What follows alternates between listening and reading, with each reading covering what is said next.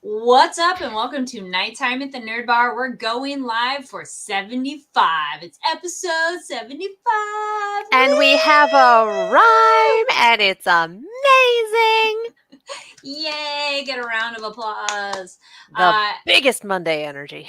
Yes, we come to you all live on this Monday evening. And if you're joining us live, join us in the live chat. And if you're watching later, no worries, comment down below. And let's get into some intros. We're doing the rhymes today. Yeah, you mostly are. I'm just here in the audience like. We do puns here, we do rhymes, and we do fun transitions from topics to topics. It's a fun time. We do whatever we can manage. Yes. Hello there, I'm Carrie Lane. And I'm Katie Cullen. Yes, and welcome to Nighttime at the Nerd Bar. We're going to be talking about Demon Slayer, the newest episode that was the subtitled version. So if you're new here because you're watching the dub, awesome, welcome. And hop back about 10 episodes because that's when we're talking about that one. Yes, depending on when you watch this. Yes. And then we also got some anime news for you as well as other recommendations. So stick around for all of that. Yes. And we got live chat going on. Yes, John Knight says, hi, Lace. Congratulations on your 75th episode. Thank you. Thank you. Thank you all for tuning in, and we're not just talking to the empty void. I love talking with Katie about anime, but it's nice when you all watch too. Yeah, we love chat participation. It is super fun. We enjoy your guys' jokes. We have a good time. As much fun as it is to scream into the void and occasionally have the void scream back, I do that enough at my day job. I like talking with you guys as well. We got Gig Derek says, do whatever the moment calls for. Yes, indeed. Not always a good plan. Well, on this show, momentarily, in a way, I guess. Yeah. And also, hi. Yes. Actually, one that's not necessarily news, but I saw it the other day, and I think it's their 30th. But Jurassic Park just celebrated their 30th anniversary. So congrats to them. That is an awesome franchise. Generally speaking, I would say I've enjoyed all the movies in their own way. They're all fun. Who doesn't love dinosaurs? Come on. It's always wild. Go ahead. Yes, there's a thing on TikTok where someone does the Jurassic Park theme as an old music box, and it's like, so you're being sung a lullaby as you're being killed by dinosaurs, and it's glorious. Oh, my favorite is the people who redid it as a bad kazoo solo. Oh yes, I could see that. Funny as hell. Nice. Yeah, I'm near enough to Universal Studios that I go there on occasion. And the fact that the default parking lot is the Jurassic parking, always. So that's when everyone's like, oh yeah, we're in Jurassic. Okay, yeah, we're over here. And then you walk by the huge red mural of velociraptors. Like, sure, like it's just like, oh yeah, this is normal. And then you stop and go, huh. It's weird being in LA sometimes. Sometimes it's just real weird what you take for granted. I was going to say, super quick tangent though on that. Yes, because I had it last night. I went to an event and I had parking literally in front of the venue. It was a weird, like, thank you, parking karma gods. Like, right downtown LA, one spot right in front of the venue. And then there was a second spot where my friend showed up. And I'm like, what? Thank you. That never happens. So cool. Right? I'm like, That never happens. So you park 4 blocks away and you hike. That is what happens. That is why we are all of us wearing flats on the red carpet, because we're not insane. Yes. All right. Before we get into things we're excited about, we'll do a quick Giga Dark says Jurassic Park is my favorite childhood movie. Yes, good classic. Jurassic Park frightened me as a child. It's also a really good book. If you have not read it yet, it's a really entertaining book. Mostly, it's one of those, like, if you remember the movie, it follows enough, but there's some stuff that's even cooler in the book. Yeah. Michael Crichton is a very science-based author, so some of his stuff can get a little dry in terms of character in order to better serve the science part of science fiction. Jurassic Park, he threads the needle very well. And there's some characters that are even cooler, I think, in the book because they get to do more stuff. But overall, I enjoyed this book. All right, so things we're excited about. We got some quick movie announcements. So I bring this up every time we talk about this movie. I am so looking forward to this. We have another announcement for Lonely Castle in the Mirror, and it is G Kids announces the English language voice cast for Lonely Castle in the Mirror. It's coming to select theaters nationwide on June 21st and 22nd only. So that's not even a weekend. That's the middle of the week. Nice. And I know that because the 24th is a Saturday. But yes, it's from A1 Pictures, adapted by the beloved novel of the same name by Mizuki Sugimura. It's coming on the 21st and 22nd. Tickets are available at lonelycastlemovie.com. And our English language cast includes Micah Lynn, Huxley Westmeyer, Giselle Fernandez, Kieran Reagan, Zoe Glick, Adrian Marrero, Riley Webb, and Vivian Rutherford. And again, I'm going to give you this synopsis again because it makes me happy every time. Shy outcast Kokoro has been avoiding school for weeks when she discovers a portal in her bedroom mirror. She reaches through and finds herself transported to an enchanting castle where she is joined by 6 other students. When a girl in a wolf mask explains they've been invited to play a game, the teens must work together to uncover the mysterious connection that unites them. However, anyone who breaks the rules will be eaten by a wolf. Fantasy teenage Saw. I'm here for it. I'm here for I want to play a game, and then it's kids in a castle. Like yeah. I'm very excited for the 21st and 22nd, you guys. Like, I'm here for this. This is fun. I follow that train of thought and I agree. I'm like, yes, I can totally picture that. I'm like, what is going to happen? Let's play a game. It's just I want to play a game. Like, I love this so much. So much. Well, some other things we love too are activities at conventions, and some exciting news we got from High Dive. So High Dive is returning to Anime Expo with even more fan experiences. So these are, if you've never been to AX, well, one, welcome, buckle up. It is quite a ride. But a lot of the interactive activities really make the experience awesome. So High Dive, well, one, they're going to have obviously an exhibit booth, which is going to be cool. That'll be over in the South Lobby. And they're going to do, there we go, on the first day, Saturday, July 1st, the Eminence in Shadow second season world premiere, subtitled. So that's exciting. That's at 12:15. They're going to have some special guests. And then we got right after that is the Helk North American premiere, English subtitle as well. And after that, it is 5:30, the High Dive Industry Panel, plus Level 1 Demon Lord and One Room Hero, US premiere. Lots of premieres. Very exciting. Yeah. The High Dive Exhibit booth, this is for Sunday. The most heretical, I'm like, heretical. Thank you. I'm like, words I can read.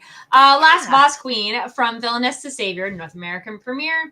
Monday, the booth. And then they have Dark Gathering, North American premiere. And Tuesday, which it is weird this year having it a month, Saturday, Sunday, Monday, Tuesday. Because Tuesday is the 4th. So, yeah. And then they're closing it out on the last day. One, they're going to have the booth. And then they're going to have the Eminence in Shadow second season dub world premiere. So if you're a dub fan, that one's for you. Also with special guests. So follow them, High Dive, on social media for more updates. So it's going to be exciting for their booth and lots of premieres. So that's awesome. And this is High Dive pulling out the really big guns for their premieres for, I assume that if these premieres are going to be in July, then it's going to be the fall season when these shows are really going to roll out, because that's usually how that happens. We've talked about the Helk premiere. We've talked about Eminence and Shadow on here. Like, they've got some huge stuff coming this season. All right. And reading a little bit more on here, it is the other thing that they're encouraging fans to do is hashtag HighDiveAX. So if you're posting anything about them, do the hashtag HighDiveAX. And here's the other bit that I'm like, woo, we always love giveaways. Fans are invited to experience High Dive's new booth featuring multiple photos and daily promotional giveaways. So check it out every day for possibly different giveaways. So that's very exciting. That is that AX swag that we all love. The super fun stuff. Yep. And then we got, looking over at the chat, we got a couple more people joining. We got Charles says, AX is soon. Oh, wish I could go. Oh, well, It happens. Yes. It's And not always then easy. the bad years when 4th of July is on a weekday. Weekend. Yeah. Well, no, weekday. Yeah, it says weekday. I don't I know. would I'm like, disagree. As a working stiff, I really do enjoy having those extra days off.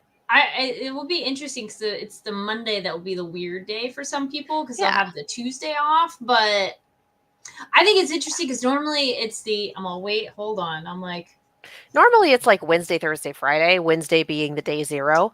But either which way, that's going to be a 2-day work week for me because I always take the day off after conventions right. because I'm not 22 anymore. I I put can't up do that convention anymore.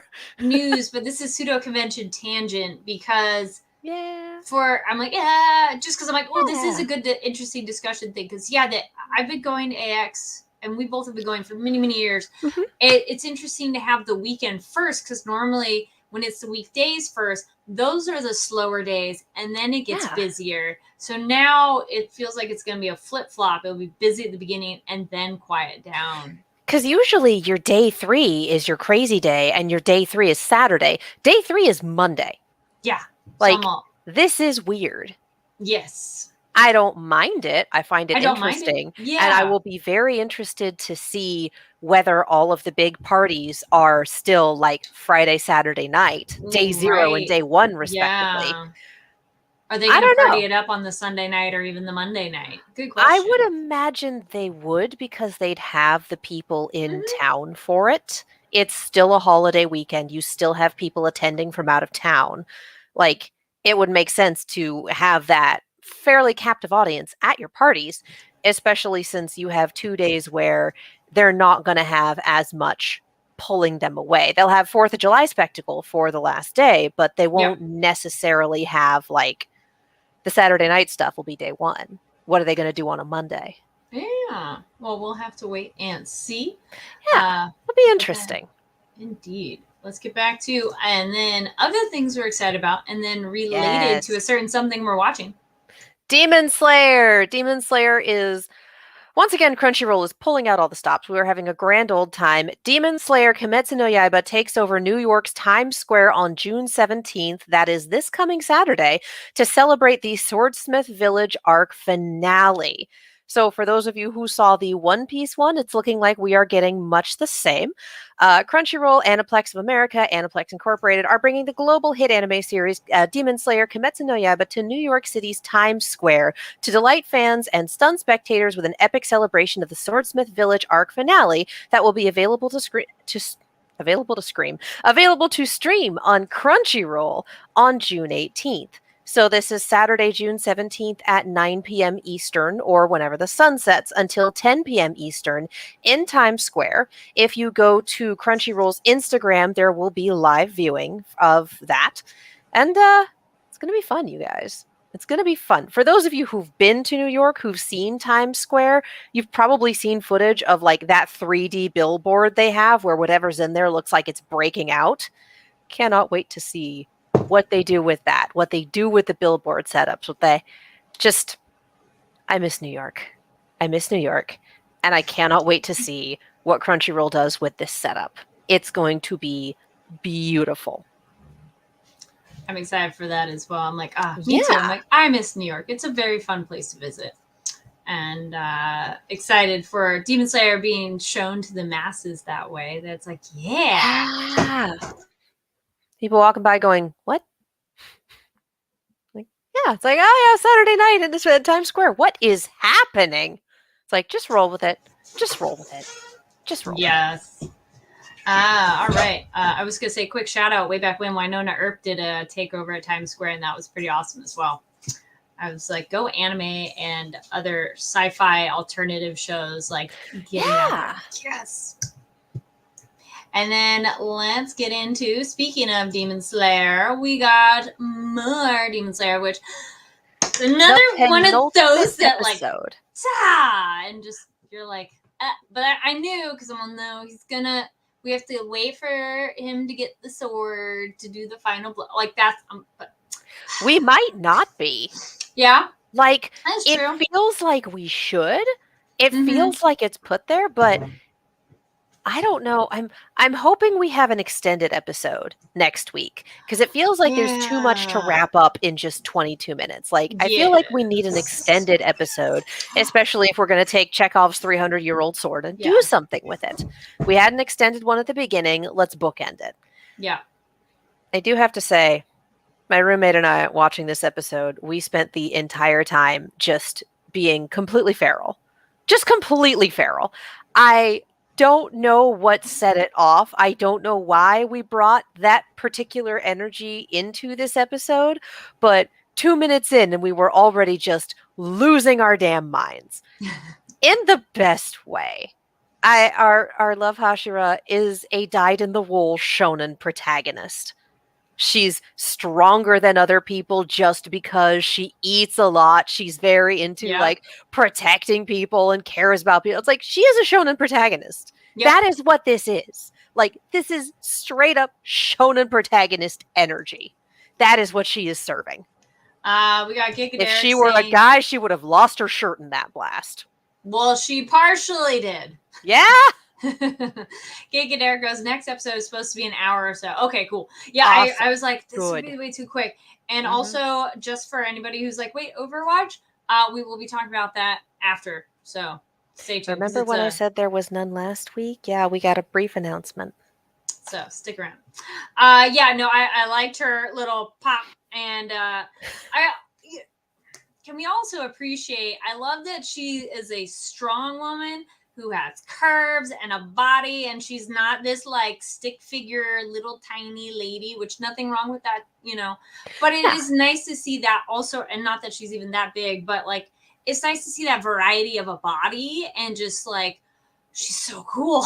You know, it's like, also nice to see like, okay, we're getting fan servicey here, but also the as long as she's alive, we have hope. We have to keep her alive. She is the only reason we can. I'm just like, and it's not just some like on a pedestal, whatever.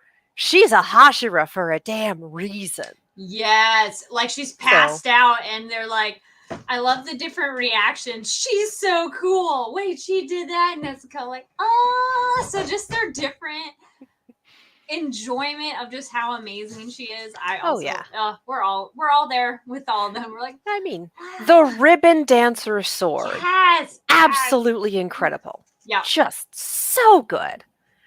And again, we have two female Hashira. Our other is our insect Hashira. And they made a big deal of like, she does not have the sheer strength required to take a demon's head off. And so she went a different way and developed poison that could kill a demon. Like, again, that's her working to her strengths and her techniques. So I appreciate that our other Lady Hashira is just a bruiser naturally. Like, I love it. I love it. Back to fan service, and not that I have anything against fan service. I like how this one, it felt like it works with it, and we're not like, okay, we get it. Because there is some, like, come on, let's be real, some fan service where you're like, okay. This here, now, come on. Yeah. Yes, we got hearts for Mitsuri. Yes. Mitsuri is so good. And she like sparkles when she fights. Like she lands on different areas and it's like sparkles and yes. Also, I was wondering how much you love all the cat kind of references because it sounded like the tats were cat things. And well, sure, okay. I'm not sure if that was I'm not sure if that was a weird like translation thing. I'm not going to call it a translation error. That's not. I'm not. I doubt it is. I'm just not sure if it's something where, like, if there is a pun or a local something, like something that makes more sense if you speak Japanese and just doesn't really have a solid translation into English. Yeah, there we go. I don't know. It seemed a little weird. Yeah, very cute attack names. Yes, it is from the manga. Oh yeah, no doubt in that. It's just more the. But I guess it's similar to how Mist, what his stuff is. Like love to cat stuff. I'm like, we love cats, but I still don't quite get the. It's a little more abstract. The fact that we have love breathing at all, like. Let's be real. Okay, sure. Well, there was one of them that's like, it made sense or something. It's like. Yeah. It's like first heartbreak or something. Yes, or something like that, where you're like, okay, cool, I get that energy, or just like the excitement energy, where you're like, okay, I follow those breadcrumbs, but where it's like cats, right? Like, cool. Okay, sure. It's cats. I also love that our little demon boy is like, wait a minute, she's different. I'm like, It's like, oh, that should have obliterated her. Oh, she's got some crazy muscle density. Yes. All right, time to eat her. And then our three amigos are like, don't you no. I love that Tanjiro can randomly hear again. Yeah, like, true. Did he breathe his eardrums better? Just yes. We learn why her hair's that way, so that was cool. I seriously doubt that the reason given was actually the case.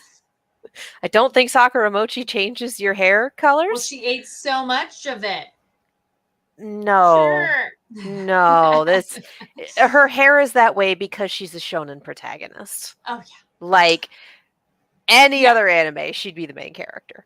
Then again, we have a few of those, don't we? Ooh, okay, I like this. Thank you, Charles.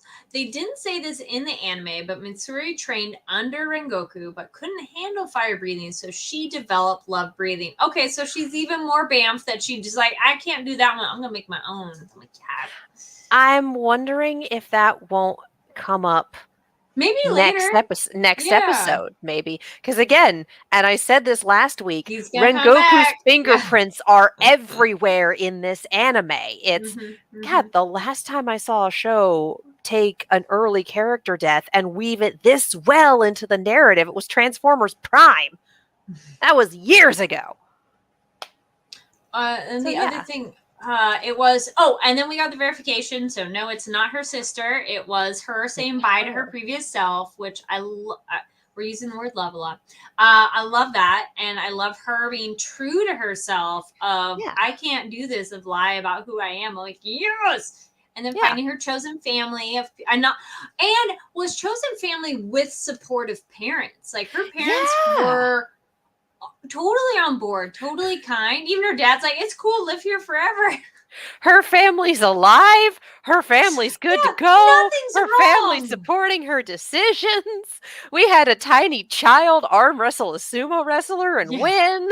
Like, the guy who owns that restaurant is just sitting there going, this is the highlight of my day. This is my entertainment. I love this. Like, it's what got to her was societal pressure. Yeah. And again, we're not sitting here going, oh, well, it's feminist that she didn't get married. It's good that she... No. Everyone's got their own path. Feminism is supporting women's choices to do what they want with their lives. For Mitsuri, her best life was not hiding who she was for the sake of a marriage that she thought she needed to be in. Her best life is embracing her appetite, her strength, her ability, her willingness to protect people, and finding that instead. And it's still in line with what she got from her, with what we got from her in the early episodes. Like, I want to marry a strong person, and all the strong people are Hashira. So I'm a Hashira. I was like, wait, what's his name? Our snake boy giving her a gift, though. Socks. I'll cherish them forever. You don't have to do that. If they get ripped, I'll give you new ones. Okay. Because before, God damn it, that's adorable. Seemed a bit like, Obanai Iguro, if I'm saying his name right. Iguro. Because like him before, I thought he had been a bit standoffish, or like really rude to Tanjiro and all that, and it's like, okay, but with her, he's being like, here, blush, and to be fair, first impressions with Tanjiro way back when in season 1, it was also getting the family reunion together and going, hey, can you accept this demon, to a whole bunch of people who oftentimes their backstories included getting, absolutely hecked up by demons, and their jobs are to destroy demons and protect people from them. So, hey, can you do this thing that's completely anathema to your lives?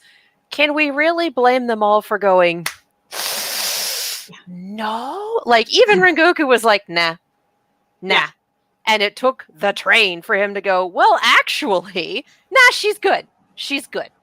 Yeah. So, even the guy where we're like, Rengoku, like, even he was not up for accepting Nezuko. So, yeah. I hesitate to say, like, it was an introduction for everyone, but I'm not going to stand here and say that was the measure of all of their characters. No, but it's also our introduction in a way, so it's a bit like, can we get more with them? Which we've been getting a little bit, which has been nice. True. But this is also the show with a fairly limited view on Tanjiro. So we're getting it, the audience is getting it from him, following him. So his first impression with a lot of these people is that hostility. Mm-hmm. And so the audience gets that as well because, like, he's our protagonist. He's the one we're invested in. Which I was just thinking, though, like, he is such a kind person, so I trust his viewpoint.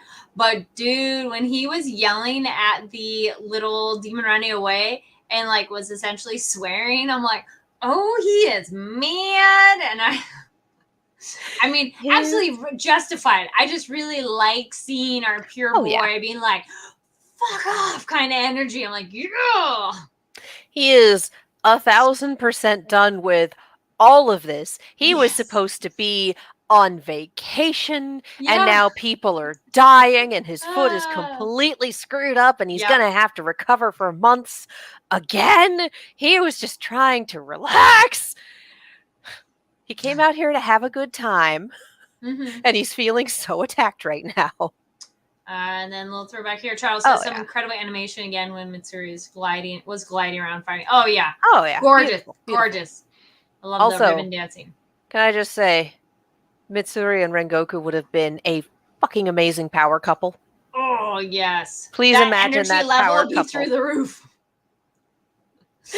And the restaurant bills would be insane. Oh, it would be awful. Yeah. But like, power couple. Yes, Kikadera referring to Tanjiro. I haven't seen him angry like that since Rengoku died. Yes. Yeah. Yes. And these two upper six fights have had a very different vibe from our last one. And again, we make the point of Gyutaro was more dangerous. Gyutaro would have been higher on the list were it not for Daki. Like, yeah, unholy terror, but neither of these fights have felt as intense. And I don't know if that's on purpose or just a function of having to split focus, having to do a whole bunch of other stuff, having multiple Hashira on the scene, and demons who work a little differently with them. Like, I don't know. But the end game here, we do have to kill both of these demons because the Swordsmith Village has to stay secret. So end game here goes one of two ways.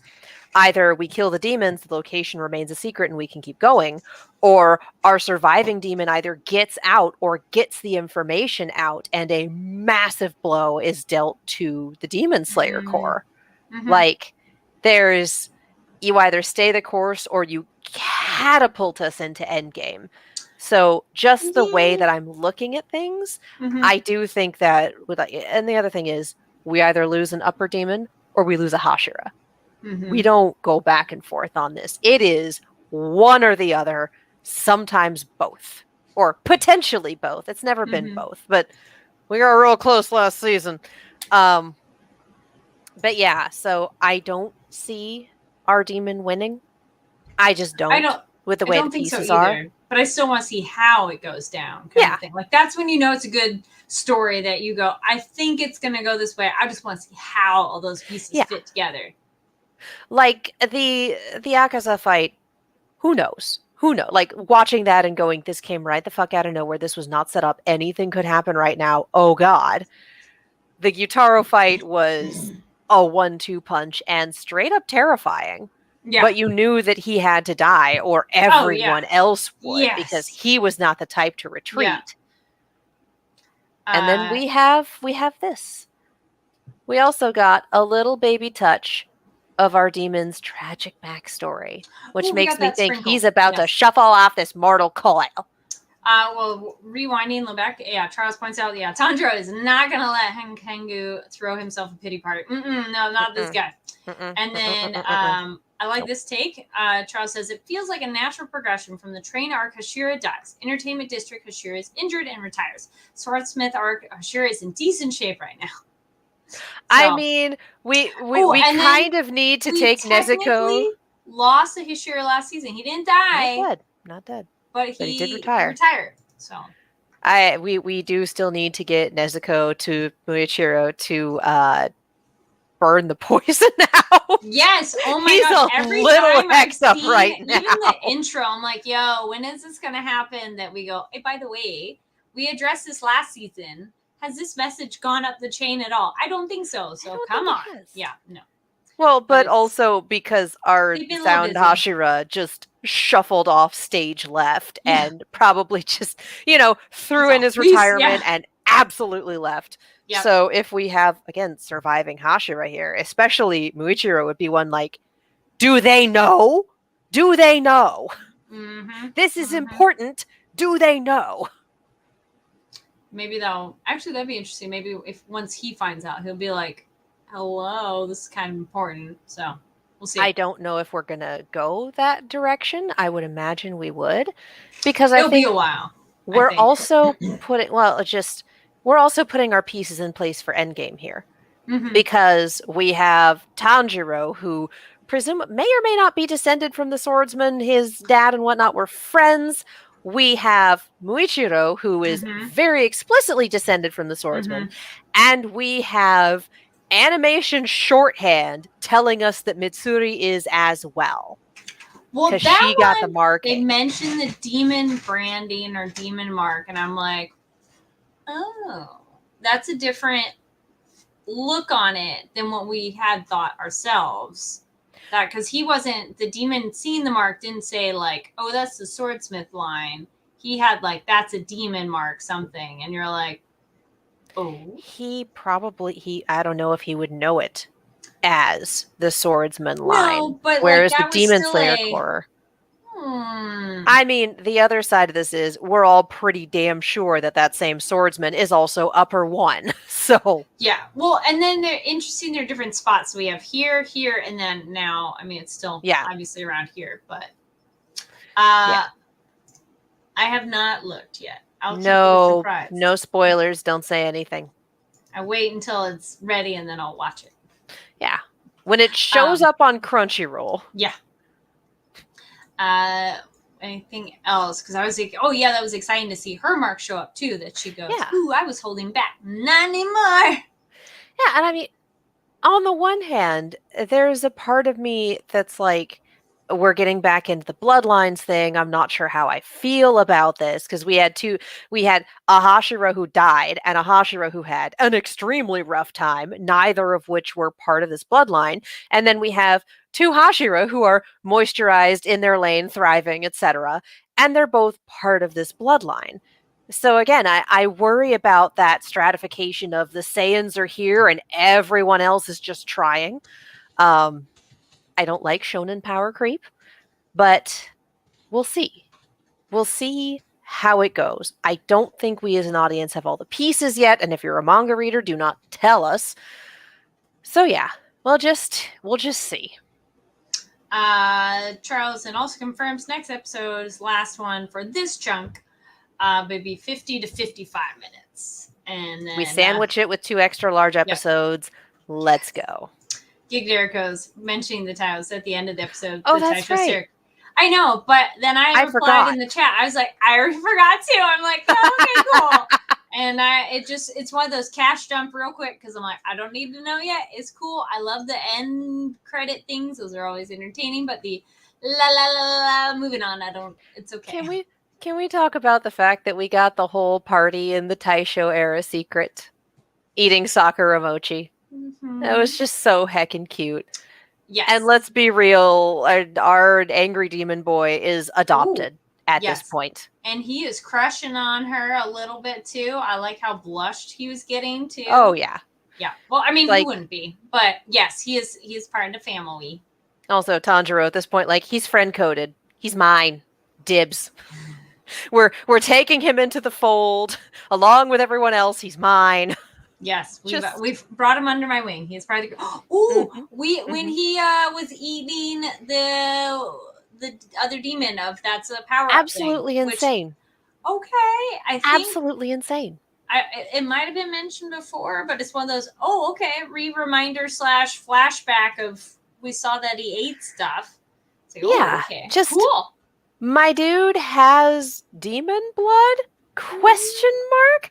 Again, we know he's making up for the fact that he can't use breathing techniques, so he is also doing the, gun breathing. He said there's a time limit, but it's been a while. But like, when's this Tanjiro also breathes his eardrums better, all right? This is just shonen noise. This is not like, we are not at Namek is blowing up in 5 minutes levels here. You kind of got to roll with it. And also roll with the idea that everything we saw in terms of action during this episode was probably 60 seconds to 2 minutes. Yeah. We are working in D&D combat time, where a combat session can take an hour, and then in real time, it's been like 8 rounds. Yeah. Which is less than a minute.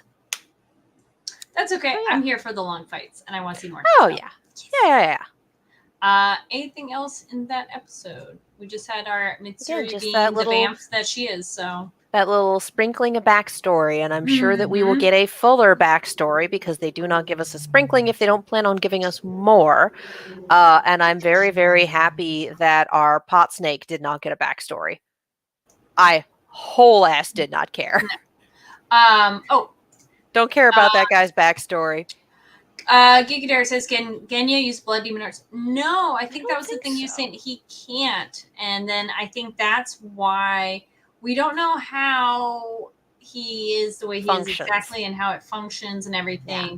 So I think that's more the route that he's embraced. And maybe because he can do the demon thing, he cannot do the demon arts, which makes sense of like, you got one or the other. So yeah, I mean, maybe. I think him figuring out the demon thing was because he couldn't use breathing techniques. Yeah. Like, in much the same way, we got Rengoku's younger brother, who would have been trained up to be the next Flame Hashira, going, I'm physically incapable of doing it. Yeah. So it's that sort of thing. Like, he wants to do it. He wants to be part of the core. He cannot do the breathing techniques. And so he has found his workarounds in whatever his demon thing is, ? Still waiting on an explanation for that. Yeah. And gun breathing. Yes, that's I will never not call it gun breathing. This is hysterical to me. No, I agree with that one. I think I was conflating the two things. So yeah, he can't. Nezuko could do her blood demon art. He can't really yet that we know of. So, but also Nezuko is a demon, and he's presumably not, because we've seen him out in the daytime before. Okay. I'm looking ahead in the episode, and the end of the episode showed Nezuko attacking in a lighter sky behind her. So I have a sun concern. So yes, what time of night is it now? I mean, also Genya too. I think he should be worried. And where's the box? When this arc started, it was dinner time. Yeah. They had finished dinner. Yep. And they were chilling. Yep. I doubt it's been at least 6 hours worth of if you assume that dinner was really late and around like 11 p.m. and this is summer hours, you're still looking at 6 or 7 hours of darkness before the sun rises. Yeah. I don't think it's been that long. We shall see. Who knows? Shonen anime keeping track. I know. Who does that? Who does that? All right. If you have any other thoughts on the stuff that went down specifically in this episode, leave comments down below. And then let's get into some other things that you should check out. Oh, yes. Oh, yeah. Yes. Before we do that, just kidding. We're going to do this at this point. There we go. Yeah, just a little bit. And yes, we put it at the end because the Demon Slayer segue was just too good.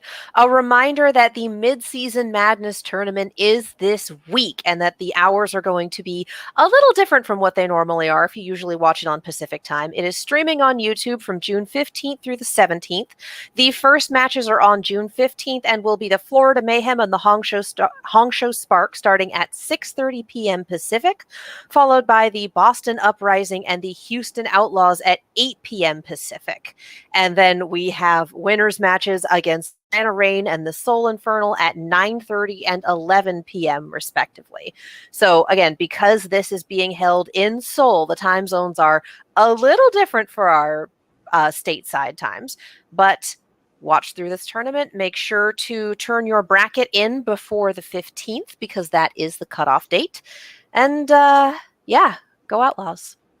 I have plenty to talk about next week. All right. As I sit here and cry as the official Overwatch League Instagram did a terminology post today talking about, oh, C9, oh, this, oh, that. And one of the Overwatch League terms that they chose to tell people about was Houstonable. So we've talked about Houstonable on here before. It's a thing. Really nice thing to roll out right before Houston participates in the Mid-Season Madness. Thank you. Against Boston. Yeah. Anyway, go Houston. Tune in. It'll be fun. There's spray rewards. There's skin rewards. There's all sorts of fun Overwatch cosmetics rewards for tuning in. So do the thing. Win the stuff. Enjoy the matches. We're going to have a good time.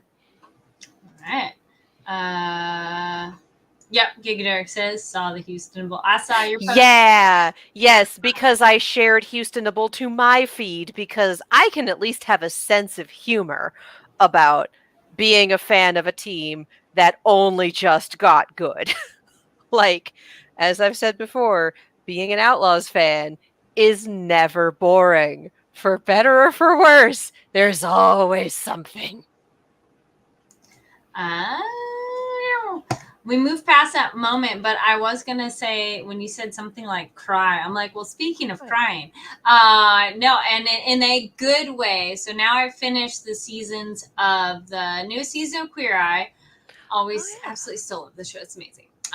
It is so feel good and inspiring on so many different levels and motivational for anybody watching of like, not saying there's any fault in anybody's lives, but it's the, oh, hey, maybe here's another way to cook something or some fashion choices or design choices or different ways to think about stuff. I'm like, oh, that's a good idea. Or, you know, I just always find something interesting. And it's just like, you're so happy for everybody. The episode with the superintendent came for me personally. Just the advice that they were giving and the stuff they were saying. I'm sitting over here going, okay. Like, why are you so loud? All right, fine. I get it. God. Okay. Yeah, I love that show so much. And if you've never watched it, it's fabulous. You can start any season, doesn't matter. It's just, so it also just made me love New Orleans even more. I'm like, this looks really, every city, it's fun to check them out. So finish that one. It's only 7 seasons, so it was a shorter season this season. Yeah. Then the other one that I finished that was, I think, ended very darn well was Ted Lasso, and it is also an amazing show. It's on Apple Plus.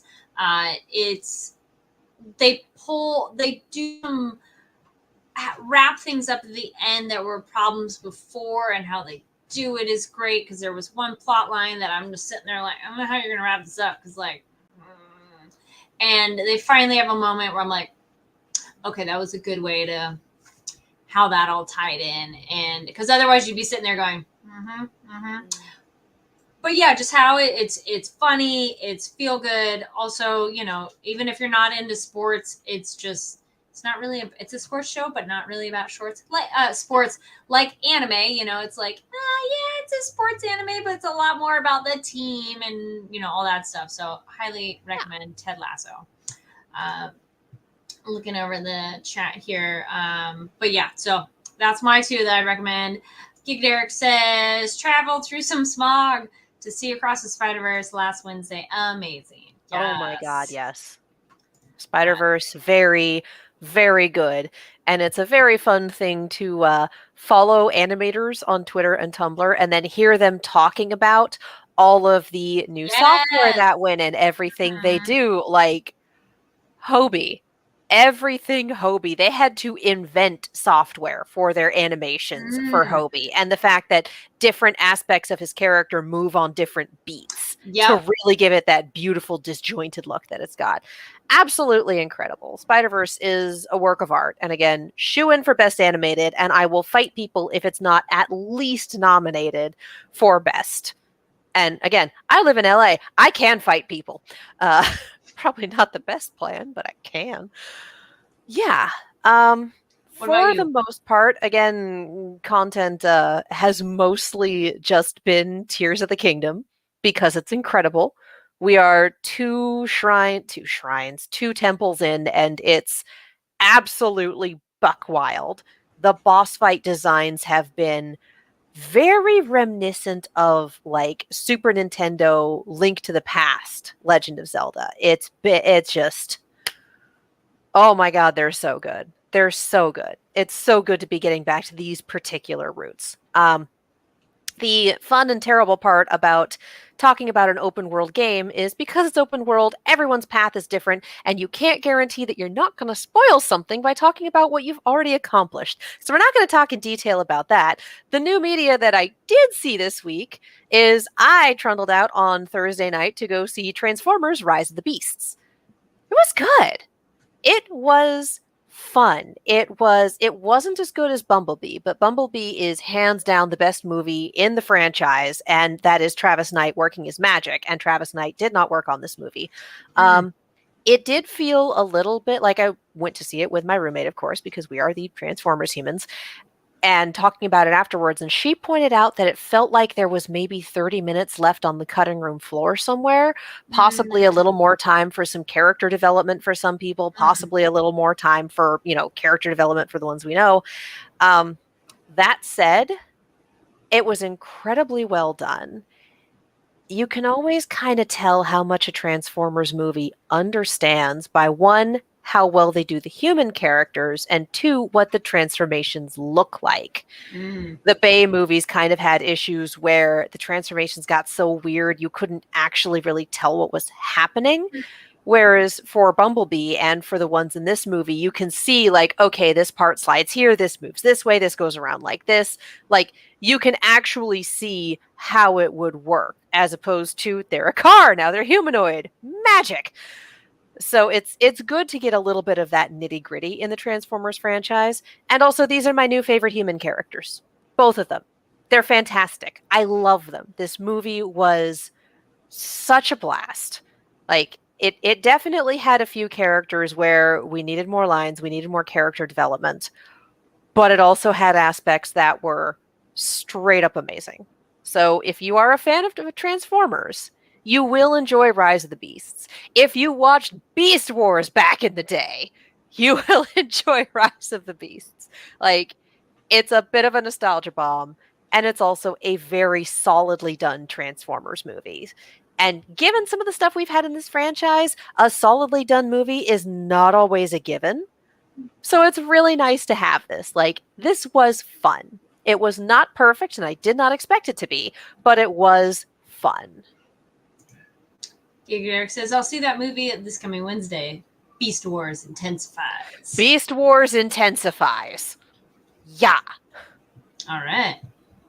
And speaking of later, I don't know. Never mind. That transition didn't quite work. But yes, follow us later online after you're done here or wherever on NTATMB. That is our Twitter profile as well. Make sure you subscribe here on the Fanversation channel. Make sure to give the video a thumbs up and check. We're also Fanversations on all social media platforms, so give us a follow. And then to follow us individually, Katie, where can people find you? You can follow me all over the social medias as well as on YouTube and Twitch at Kiaxet. That is Kiaxet. If you like reaction videos, if you like rambles about other things, they live on that YouTube channel. The most recent one being a reaction to the Five Nights at Freddy's movie teaser trailer. We really went into depth about that one because we know way too much about that lore, you guys. I am also a co-host on Silver Screams, Silver_Screams. It is a horror channel. We talk about horror movies, the most recent talk being about Evil Dead Rising. So if you saw that and you want to see two people absolutely lose their minds over it, that's on that channel. We have fun. Nice. And you all can find me. Oh, there we go. It's like coming in across. Find me online at Carrie D Lane. That's KARIDLANE on all social media platforms. Here on the Fanversation channel, a couple of recent interviews. I interviewed a couple of voice actors behind the Rugrats. So if you're a Rugrats fan, you should check that out. And that also, I think, falls into our voice actor category. So if you're a fan of voice acting, we have an entire playlist here on Fanversation for voice acting. And the other one on here, if you, in case you missed it, talked with Rick Romanois. He's the director for the new film Kandahar, and it's an action thriller movie. So if you want to watch interview with the director, that's here on this channel. And then I need to post on my thread, but I will be. I also interviewed one of the lead actors, Ali Fazal, who he was also in Death on the Nile, and he's in Kandahar, so I was interviewing him, and that's for Dia TV, but I'll share that on my page, so just follow me on here for that. And those are the most recent ones, but yeah, follow us on, as we said, NTATNB for updates, and then us here as well, and on Fanversation. So share the love of social media, of everything. And we'd love to continue that discussion with you. And thank you for tuning in to, wait, there we are. Because yes, we're excited. We're excited about everything. Yay! And then, yes, thank you for everybody who's been here along the way, joined us recently, only popped in here and there. We're happy to have you here. 75 episodes. I know we're not 100 yet, but 75 still feels exciting. Every episode feels exciting to get to do this. And thank you, everybody, for tuning in. Yes. And so we'll see you next Monday. week. Yes. Have a great week. And we'll see you next time. Bye.